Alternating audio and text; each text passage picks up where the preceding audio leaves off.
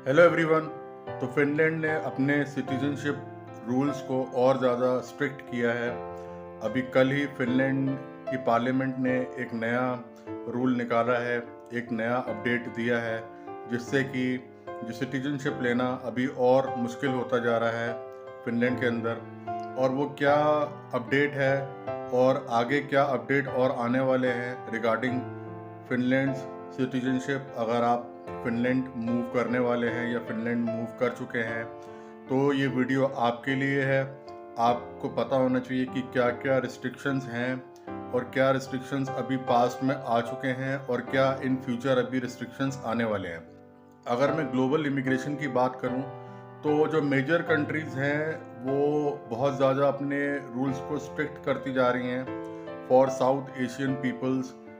अगर मैं कहूँ इंडिया के लिए बांग्लादेश, श्रीलंका, नेपाल, पाकिस्तान, इन कंट्रीज़ के लिए जो है बहुत ज़्यादा स्ट्रिक्ट इमिग्रेशन रूल्स होते जा रहे हैं। और अगर आपको मूव करना है तो यही सही टाइम है, यही 4 से 5 साल हैं, आप मूव कर सकते हैं। स्पेशली अगर मैं बात करूँ यूरोप की, यूरोप के अभी रूल्स फिर भी काफ़ी ज़्यादा रिलैक्स्ड हैं as compare to other major countries. तो यूरोप आप मूव कर सकते हैं, चाहे वो बिजनेस वीज़ा पे हो, चाहे वो स्टार्टअप वीज़ा पे हो, चाहे वो स्टडी वीज़ा पे हो या वर्क वीज़ा पे हो। और रिलेटिवली यूरोप में सेटल डाउन करना, इंटीग्रेट करना या पीआर लेना और आगे जाके सिटीजनशिप लेना आसान है as compare to the major countries in the world. तो अभी मैं बात करता हूँ फिनलैंड की। तो फिनलैंड ने अभी क्या रूल्स चेंज किए हैं, क्या स्ट्रिक्ट किए हैं रूल्स, उनकी बात करता हूँ। तो ये जो है 3 स्टेजेस में किया जा रहा है। फर्स्ट स्टेज जो है वो लास्ट ईयर किया गया था, 1 अक्टूबर 2024 को, जिसमें फिनलैंड सिटीजनशिप अप्लाई अगर आप करने जा रहे हैं तो उसका रेजिडेंसी पीरियड जो है वो बढ़ा दिया गया था, 5 से कर दिया गया था 8 साल। तो अब आपको फिनलैंड सिटीजनशिप अप्लाई करने के लिए रेजिडेंसी दिखानी है, वो 8 इयर्स की रेजिडेंसी आपको दिखानी है फिनलैंड के अंदर। और कुछ केसेस में इसको 5 इयर्स भी किया जा सकता है, वो आप कर सकते हैं अगर आपको लैंग्वेज आती है, कुछ और भी क्राइटेरिया है।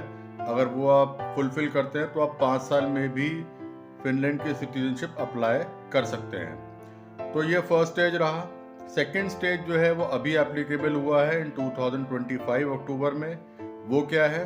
वो ये है कि अगर आप मान लीजिए कि आप सोशल बेनिफिट्स जो हैं फिनलैंड के अंदर मिलते हैं, चाहे वो अनएम्प्लॉयमेंट बेनिफिट हो, लेबर मार्केट हो, हाउसिंग बेनिफिट हो, तो अगर आप इन बेनिफिट्स पे डिपेंडेंट रहते हैं काफ़ी समय तक, ज़्यादा समय तक डिपेंडेंट रहते हैं, तो आपकी जो सिटीजनशिप एप्लीकेशन है वो रिजेक्ट हो सकती है।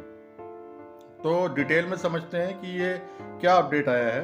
तो इस अपडेट का मतलब है कि अगर आपने सोशल बेनिफिट्स 3 महीने से ऊपर यूज़ किए हैं तो आपकी सिटीजनशिप एप्लीकेशन जो है रिजेक्ट हो सकती है। अब ये कैलकुलेट कैसे करा जाएगा? मान लीजिए आपने सिटीजनशिप एप्लीकेशन अपनी डाली है फिनलैंड सिटीजनशिप के लिए, तो लास्ट 2 इयर्स का देखा जाएगा कि आपने 3 महीने से ऊपर बेनिफिट्स तो नहीं लिए हैं या बेनिफिट यूज़ तो नहीं किए हैं।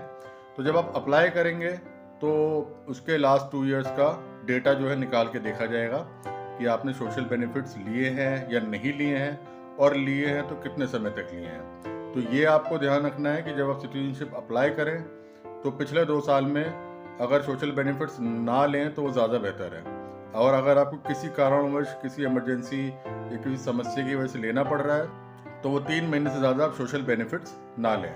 और ये जो रूल है ये माइनर्स पे एप्लीकेबल नहीं है, और जो पर्सन 65 ईयर्स से ऊपर के हैं उन पे ये एप्लीकेबल नहीं है। और इसके साथ साथ एक जो छोटी चीज़ें और उन्होंने ऐड करी हैं कि आप अगर फॉल्स इन्फॉर्मेशन देते हैं सिटीजनशिप एप्लीकेशन के लिए तब भी आपकी सिटीजनशिप रिजेक्ट हो सकती है, और सिटीजनशिप मिलने के बाद भी उसको कैंसिल किया जा सकता है अगर आपने फॉल्स इन्फॉर्मेशन दी है।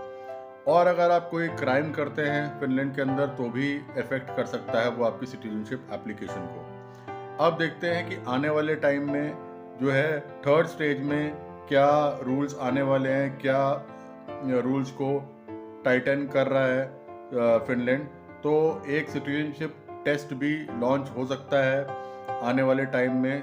जो लोग आगे जाके सिटीजनशिप अप्लाई करेंगे तो सिटीजनशिप टेस्ट उनको देना पड़ सकता है। और उसमें क्या क्या टॉपिक्स होंगे, टॉपिक्स जो हैं जनरल टॉपिक्स होंगे, फिनिश सोसाइटी के बारे में, फिनिश ज्योग्राफी के बारे में, फिनिश हिस्ट्री के बारे में एंड डेली लाइफ जो फिनलैंड की है उसके बारे में। सिटीजनशिप टेस्ट का ये भी अपडेट बहुत जल्द आने वाला है, ये भी आपको देखने को मिलेगा आने वाले टाइम में।